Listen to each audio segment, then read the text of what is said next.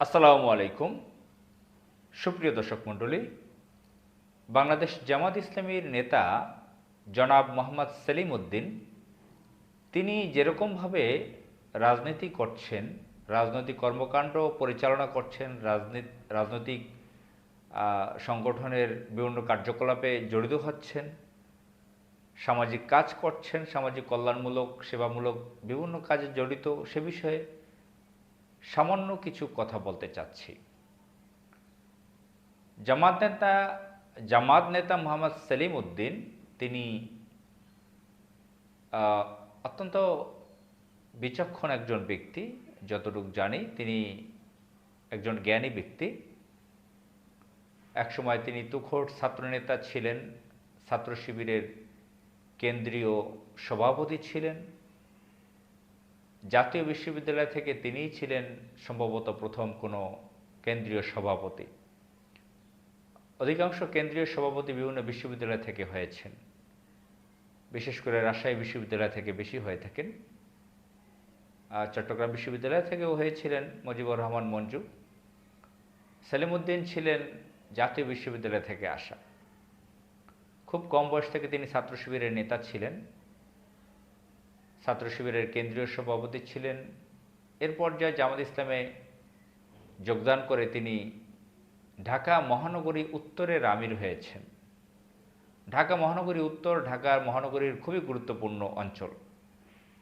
ঢাকার অভিজাত এলাকা, গুরুত্বপূর্ণ এলাকা, ডিপ্লোম্যাটিক এলাকা এই এই উত্তরের মধ্য, এমনকি জাতীয় সংসদ ভবন পর্যন্ত উত্তরের মধ্য।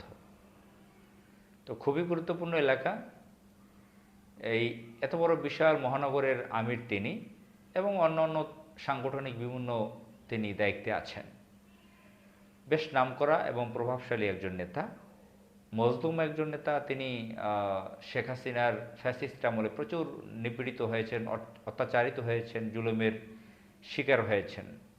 তার উপরে বহু টর্চার করা হয়েছে, তাকে প্রচুর জেল খাটানো হয়েছে, টর্চার করা হয়েছে। তিনি এখনও জীবিত আছেন। এত অত্যাচার, নির্মমতা, বর্বরতার পরও তিনি জীবিত আছেন, সুস্থ আছেন, তিনি জনগণের মাঝে কাজ করছেন। তাকে নিয়ে কিছু কথা বলতে চাচ্ছি। তিনি আজকেও একটি প্রোগ্রাম হয়তো আজকে অনেকগুলোই করেছেন। এত বড় নেতার প্রতিদিন অনেক প্রোগ্রাম থাকে, তো একটা প্রোগ্রামের কথা বিশেষ করে বলছি। তিনি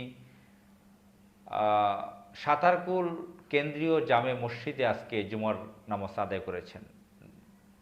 বাড্ডা এলাকার, উত্তর বাড্ডা এলাকার ভিতরের দিকে, উত্তর বাড্ডা থেকে ভিতরে সাতারকুল কেন্দ্রীয় জামে মসজিদে তিনি নামাজ পড়েছেন। এখানে নামাজ পড়ে তিনি বের হয়েছেন। তার সংগঠনের পক্ষ থেকে কিছু লিফলেট বিলি করেছেন। সেখানে অ্যাম্বুলেন্স সার্ভিস, ইলেকট্রনিক্স কাজের সুবিধা, ডাক্তারের সেবা পাওয়ার জন্য বিভিন্ন সেবামূলক কিছু অ্যাপস করেছেন। সেগুলো নিয়ে বিভিন্ন কথা লিখে লিফলেট করা হয়েছে, সেগুলো মসজিদ থেকে বিলি করা হয়েছে। সেখানে সেলিম উদ্দিনের ছবি রয়েছে, তার দলীয় পদপদবীর কথা লেখা আছে। অর্থাৎ তিনি এগুলো করছেন একটি পরিকল্পনার মাফিক। তিনি ঢাকা মহানগরী উত্তরে তিনি সিটি মেয়র নির্বাচন, ঢাকা মহানগরীতে তিনি মেয়র পদে নির্বাচন করতে যাচ্ছেন। আগামীতে যদি ঢাকা সিটি কর্পোরেশনের নির্বাচন হয়, তাহলে তিনি সম্ভাব্য জামাত ইসলাম থেকে প্রার্থী। এটাই আমরা জানি। আমরা শেখ হাসিনার সময়ও সেলিম উদ্দিনের নামটা দেখেছি। তিনি পোস্টার করে ঈদ শুভেচ্ছা জানাতেন ঢাকা মহানগরী উত্তরের বাসীকে, এবং আমরা আলোচনা শুনেছি তিনি মেয়র নির্বাচন করবেন সেই শেখ হাসিনার সময়ে। তো 5 আগস্টের পরেও আমরা তার এ বিষয়ে টুকটাক কথা শুনতাম। তবে তিনি মাঝখানে সিলেটে সংসদ সদস্য পদে নির্বাচন করেছেন, সেখানে তিনি হেরে গিয়েছেন। তো এবারে তো ইঞ্জিনিয়ারিং নির্বাচন হয়েছে, কিভাবে কি তার ভোট গণনা করা হয়েছে তা আমরা জানি না। তো সেলিম উদ্দিন এখন দীর্ঘমেয়াদী পরিকল্পনা নিয়ে তিনি আগামীতে মেয়র নির্বাচন করবেন, সেজন্য ঢাকা মহানগরী এলাকা চষে বেড়াচ্ছেন। তো আজকে জুমার নামাজ আদায়ের পূর্বে তিনি মসজিদে কয়েকটি কোরআনের আয়াত বলেছেন এবং বাংলা অর্থ বলেছেন। বলেছেন ইয়া আইয়ুহাল্লাযীনা উদখুলু ফিস-সিলমি কাফা, তোমরা মহান আল্লাহ তাআলা বলেছেন, ঈমানদারগণ তোমরা ইসলামে পরিপূর্ণভাবে শামিল হও। এই আয়াত সম্পূর্ণভাবে তিনি বলেছেন অর্থ সহকারে, এবং অন্যান্য কয়েকটি আয়াত বলেছেন। মসজিদের ইমাম সাহেব তার নাম কোনো মতে ঘোষণা করেছেন যে জামাত ইসলামের ঢাকা মহানগরীর আমির মোহাম্মদ সেলিম উদ্দিন, ভাঙ্গাভাবে কোনো মতে বলতে পেরেছেন। তো জামাত ইসলামের পক্ষ থেকে দাঁড়িয়ে স্পষ্টভাবে ওনার নামটি সুন্দরভাবে বলে দেওয়া দরকার ছিল বলে মনে করি। এবং ওনার সাথে মেহমান ছিলেন জামাত ইসলামের ঢাকা মহানগরী আর এক সিনিয়র নেতা জনাব নাজিম উদ্দিন মোল্লা। তিনিও কুমিল্লা 2 আসনে সংসদ নির্বাচন করে প্রচুর ভোট পেয়েছিলেন, প্রায় এমপি হয়ে যাওয়ার পর্যায়ে হয়ে গিয়েছিল। তারপরে তিনি ঘোষণা হয় নাই, তার নাম এমপি হতে পারেননি। তো এবারে তো ইঞ্জিনিয়ারিং নির্বাচন গিয়েছে, তো তার এই নাজিম উদ্দিন মোল্লার নামটাও ঘোষণা করা হয়নি। তো এখানে সেলিম উদ্দিনের রাজনৈতিক কাজকর্মের ব্যাপারে যে আমি বললাম যে কথা বলবো, এগুলো বলতে গেলে তো অনেক বড় ব্যাখ্যা, অনেক বড় কথা, অনেক লম্বা কথা বলতে হবে। এত কথা এখানে বলতে পারবো না, এটা একটা অংশ বললাম মাত্র। দেখেন, সেলিম উদ্দিন এখানে আসছেন, উনি ঢাকা মহানগরী উত্তরের আমির। ওনার সাথে তো প্রচুর লোক থাকা দরকার ছিল, ক্যাডার সিস্টেমের লোকও থাকা দরকার ছিল। ধরেন তিনি যে এলাকায় এসেছেন, এখানে কিন্তু আওয়ামী লীগ বিএনপি এক পরিবারের মতন। এখানে কিন্তু আওয়ামী লীগ অধ্যুষিত এলাকা বলা চলে। তো আওয়ামী লীগ বিএনপি তাদের সম্পর্ক খুবই ভালো। তো আমরা দেখি না এনসিপির বড় বড় নেতাদের উপরে সম্প্রতি কী ধরনের হামলা হয়েছে, জামাত ইসলামের বিভিন্ন নেতাদের উপর বিভিন্ন জায়গায় হামলা হয়। আজকে ওনার মতন নেতার উপর যদি কোনো আক্রমণ হামলা হতো, তাহলে কিভাবে থামাতো?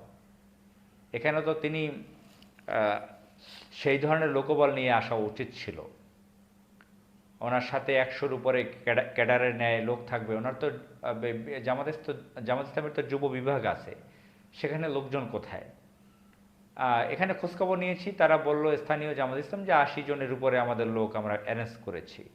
হয়তো মসজিদের ভিতরে 80 জন থাকতে পারে, আমি তো বাহির হওয়ার সময় দেখলাম সামান্য 15-20 জন লোক হয়তো সাথে হাঁটাচলা করে।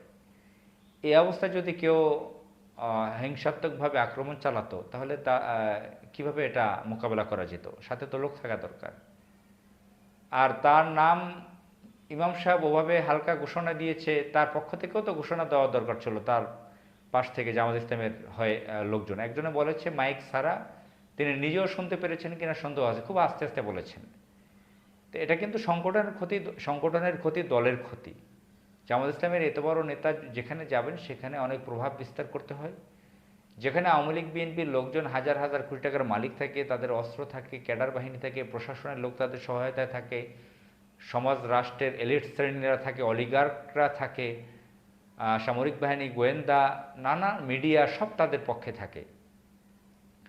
সেখানে জামাত ইসলামের নেতারা তাদের সাথে যদি লড়াই করে, সেই জামাত ইসলাম অন্যান্য বিএনপির লোকেরা যেখানে নির্বাচন করে, আওয়ামী লীগ তাদের সাথে গোপনে কাজ করে, প্রকাশ্য কাজ করে, অনেকগুলো শক্তি তাদের সাথে একত্রিত।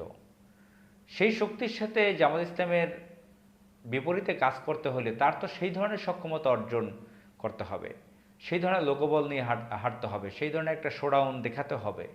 মসজিদে গেলেও ভদ্রভাবেও তো আমরা তো দেখি মসজিদে বিভিন্ন জুমার নামাজে আওয়ামী লীগ বিএনপির হোমরা চমরা আওয়ামী লীগের সময় দেখেছি, থানা পর্যায়ের ওয়ার্ড পর্যায়ের লোক তাদের নাম ইমাম সাহেব স্পষ্টভাবে জোরে ঘোষণা দেয়। ওয়ার্ড পর্যায়ের নেতা, থানা সেটাও বাদ দিলাম। আর এখানে ঢাকা মহানগরী উত্তরের আমির, তার নামটা ইমাম সাহেব কোনো মতে ভাঙ্গাভাবে উচ্চারণ করেছেন। সাথে নাজিমুদ্দিন মোল্লা এত বড় নেতা, তার নাম উচ্চারণ করা হয় নাই। তো কিভাবে জানবে লোকজনকে, কিভাবে তাদেরকে কিভাবে চিনবে, কিভাবে ভোট দিবে, তাদের প্রভাবটা কিভাবে আসবে? একটু প্রভাব বিস্তার করা দরকার। তো মাস্তানিক করতে বলতেছি না, একটু প্রভাব বিস্তার করা দরকার, সাথে লোকজন নিয়ে হাঁটা দরকার। আমরা তো প্রায় দেখি জামাত ইসলামের নেতাদের উপর বিভিন্ন জায়গায় আক্রমণ হয়, এবং মহানগরী আমির বলতে একটা কথা, এটা তো প্রভাব একটু দেখাতে হয়। অন্য জায়গায় তো দেখি ঠিকই, আজকে এরকম হলো কেন? সেলিম উদ্দিন সাহেব বিভিন্ন জায়গায় বক্তৃতা করেন, প্রচুর সময় নিয়ে বক্তৃতা করেন। আজকে শর্ট বক্তৃতা করেছেন মসজিদে, রাজনৈতিক কথাবার্তা এরকম বলেন নাই, পবিত্র কোরআনের কয়েকটা আয়াত বলেছেন, অর্থ সহকারে বলেছেন। জামাত ইসলামের প্রোগ্রামগুলোতে তিনি অতিরিক্ত লম্বা সময় নিয়ে বক্তৃতা করেন, অন্যান্যদেরকে তিনি চান্স দেন না। তার নামে তার বিরুদ্ধে এটার অভিযোগও আছে। তিনি অন্য নেতাদেরকে বক্তৃতা দেওয়ার, কথা বলার চান্স দিতে চান না। মঞ্চে মাইক পেলে তিনি প্রচুর কথা বলেন এবং প্রচুর তিনি ফান্ড কালেক্ট করতে পারেন, প্রচুর তিনি টাকা তুলতে পারেন, এয়ানত তুলতে পারেন, বিভিন্ন ধরনের বন্যার জন্য টাকা, বিভিন্ন উন্নয়নমূলক কাজের জন্য টাকা তিনি তুলতে পারেন। এটা তার এক্সপিরিয়েন্স আছে।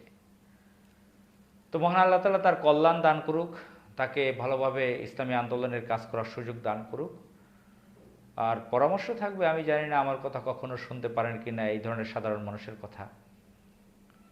তার ভাষাগুলো একটু ঠিক করা দরকার। তিনি সিলেটি আঞ্চলিক ভাষায় প্রচুর কথা বলেন। এত হাজার হাজার বক্তৃতা করেছেন সারা জীবনে, কিন্তু তিনি সিলেটের আঞ্চলিক ভাষাটা তিনি ছাড়তে পারেন না। প্রচুর শব্দ উচ্চারণ শুদ্ধ আসে না, বাংলা ভাষার যে শব্দ সেটা শুদ্ধভাবে আসে না, তিনি সিলেটের আঞ্চলিক শব্দ ব্যবহার করেন। এগুলো কারেকশন হওয়া দরকার। বৃহত্তর ইসলামী স্বার্থে এগুলো অবশ্যই কারেকশন হওয়া দরকার। আসসালামু আলাইকুম।